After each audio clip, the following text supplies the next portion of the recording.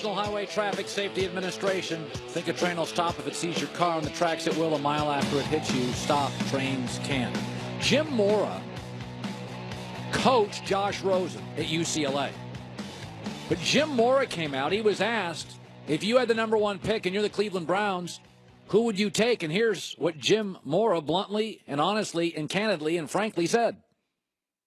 Because of fit, I would take Sam Darnold if I were the Cleveland Browns. You know, I think that that blue-collar, gritty attitude, I think his teammates will love him. I think the city will love him. He'll say the right things. He'll come in and he'll represent well. I think he kind of represents what Cleveland is. And then if I was one of the New York teams, I'd take Josh like that. I think they're both going to be great pros. By the way, it's not a shot at Josh Rosen. I completely agree with him.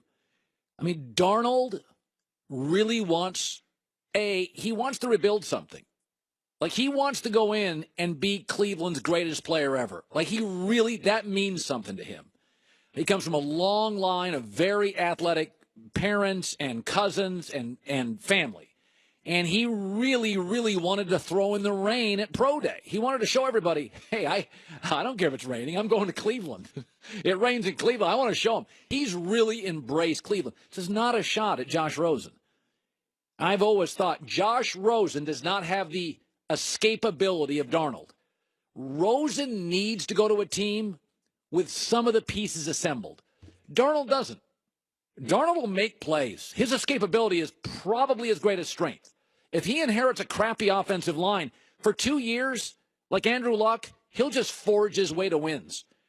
I don't think that's the way it is with Josh Rosen. Josh is a quarterback from the pocket. This is the number one thing you got to be good at. His escapability is not great. If he gets a bad O-line, it could overwhelm him. So I think Josh could get overwhelmed with Cleveland's O-line right now. I think Darnold would make plays. Jarvis Landry, they got a bunch of picks. So I totally agree with him. But we were talking about this morning. Darnold does feel like he'd work in Cleveland. Rosen grew up with some money. Dad was a surgeon. Tennis star as a kid in Manhattan Beach, California, which is a real nice, hood. Happens to be my hometown right now. And so it works for him. And we were saying, but not all quarterbacks match. Now, you don't have to match. Some guys don't match and are successful. But we created a new site called quarterbackmatch.com. It's taking over America. And to me, there's 5 quarterbacks in the NFL that just match their cities. Big Ben in Pittsburgh's number one. He is lunch pail. There is no glamour. He looks like a steel worker in the 70s. Big Ben in Pittsburgh, to me, is the best fit in the league. He looks, talks, and acts tough, like a Pittsburgh Steeler quarterback should be. The second one is Andrew Luck. He's boring. Not much of a nightlife. Not a huge ego. He's perfect for Indianapolis. Indianapolis, I'm not joking, they used to call it Nap Town because it was so boring. Andrew Luck's boring. He and Indy's perfect. Number 3, you're going to think it's weird, but Garoppolo in San Francisco, cool, smart, edgy. Like, this is a franchise that had Joe Montana and Steve Young. Like, Garoppolo feels like, oh, yeah, this San Francisco thing, Kyle Shanahan, high end, this is going to work. Number 4 to me is Drew Brees in New Orleans. He's a rebound resilient quarterback, and that is a rebound resilient city.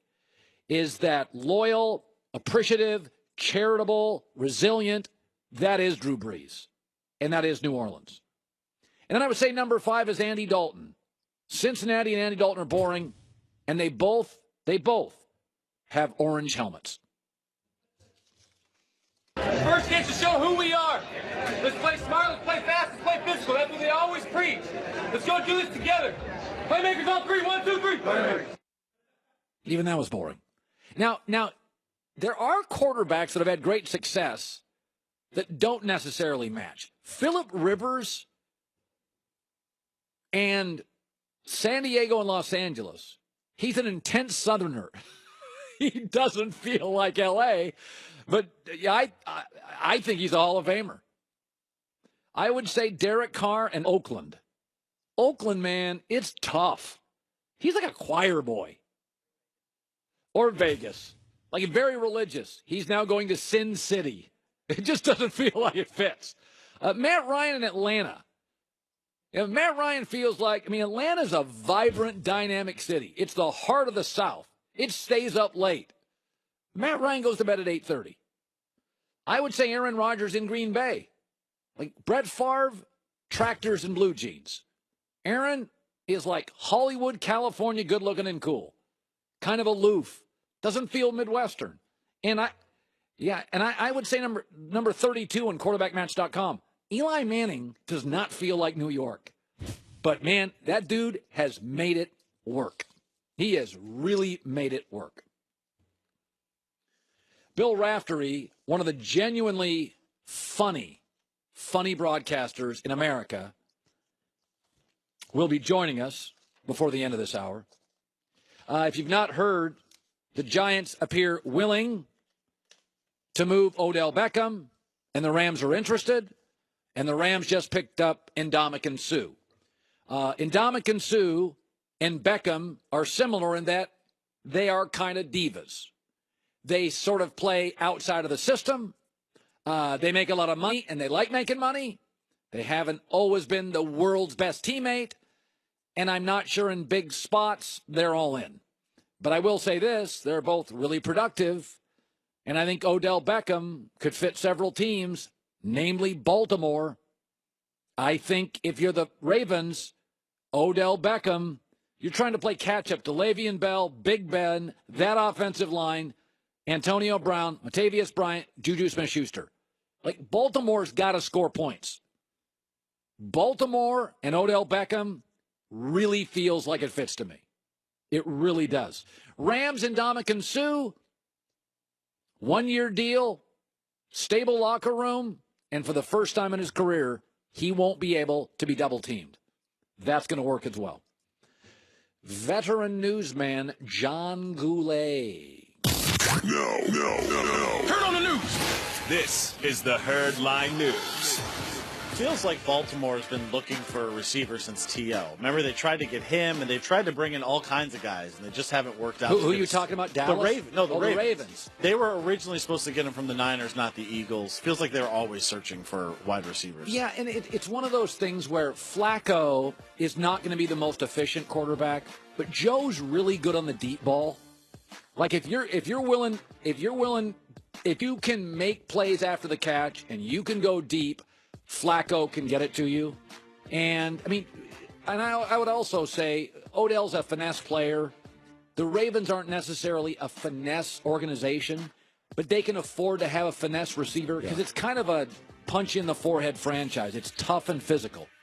Speaking of receivers, the Dez Bryant rule, I guess if you want to call it, or maybe the Jesse James rule, has been approved by the NFL unanimously. Yes, let's hear it. 32-0. Very nice. Yes. So now these are catches. Right. So the new rules are now 1, control of the ball, 2, 2 feet down or another body part, and a football move, which is a third step, or reaching or extending for the line to go. That's right. catch. That's a catch because he's reaching for the end zone. Jesse James, same thing, reaching for the end zone. Those are catches. Now, as a Cowboys fan, I do believe that means they should award the Cowboys the Super Bowl for that season. That's how I see it. Because they would have beat the Packers, would have clearly beat the Seahawks, and then they would have ran the ball with DeMarco Murray instead of throwing it at the goal line.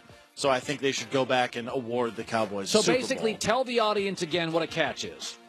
1, control of the ball. Okay, you have possession of the ball. Sure. 2 feet down or another body part. That stays the same. That's always been, in my life, control, 2 feet down catch, and a football move such as a third step, reaching or extending for the line to gain, or the ability to perform such an act. Yeah, that's what a catch should be. The important thing is they got rid of the going to the ground element. That just doesn't it. I don't know who was the guy. You know why they changed this is the NFL thought there were too many fumbles by receivers. And somebody in their infinite wisdom thought, you know what's really ruining the game? That extra fumble every month. Because it wasn't that many fumbles. So, and if you ever watched the football game and said, God, what a game, but there was that fumble in the third change of possession, and I almost turned it off. I'm sure there will be a couple more fumbles throughout the season. You're going to have Those 20 more fumbles. Yeah, fine. Yeah. At least now I know what a catch is, which I should know as a football fan. Yeah. So according to his agent, LiAngelo Ball is officially declaring for the 2018 NBA draft. He's 19. He played this season in Lithuania. Led the league in scoring at a whopping 15 points a game. He did. Apparently not a lot of scoring in Lithuania. He's supposed to be a good shooter. Yeah, he shot 45% from three-point. No idea where the Lithuanian three-point line is. Maybe it's short, maybe it's long. He can shoot threes, and he's a big guard. I mean, if you look at him, he's a big guard. Well, now he was supposed to be the worst one of the three of them. Yes. Does he get drafted at all? No, he's, again, much like Lonzo, he's not an explosive athlete. No. Like Lonzo is very stoic. He's not dynamic, but he's a heck of a basketball player. LeVar Ball's created, talented kids, but they're not dynamic athletes. You can watch the tape here. Not big vertical. He's kind of a slider more than a jumper. Do you think the Lakers just sign him? No, God, no. No? You don't think they bring him in, put him on the D-League team? No. Maybe? No. It's going to anger the Ball family. Oh, whatever. And finally, you have heard about, I'm sure, Sister Jean and Loyola Chicago. Yes, I have. Apparently, Villanova has also seeked out some divine intervention, and that would be Pope Francis. At least according to Villanova head coach Jay Wright, who put out this tweet. It's the Pope putting up the two fingers, which apparently is also the sign for Villanova. I love Jay Wright. I know you do. Is that your pick? Is that what you're hoping for? Villanova, Loyola Chicago? I said before the tournament, Villanova's the best team because they're on FS1. Sure. I've seen them play 10 times this year. And you're a Jay Wright fan. I'm a huge Jay Wright fan. Villanova's the best team I've seen. I thought Duke had as much talent as anybody I've seen, but Villanova, and it's funny because West Virginia, Villanova, for about an hour, you were like, wow. And Bob Huggins does a terrific job. Villanova can score 12 points, and not a lot of college basketball teams can do this. Villanova can go on an 11-0 run in 90 seconds. There are not a lot of college basketball teams with that kind of offensive pedigree. So I think Villanova's the best team, and I kind of think they're going to win this thing with 2 resounding wins. I really do. Veteran newsman John Goulet. Home to the 28th.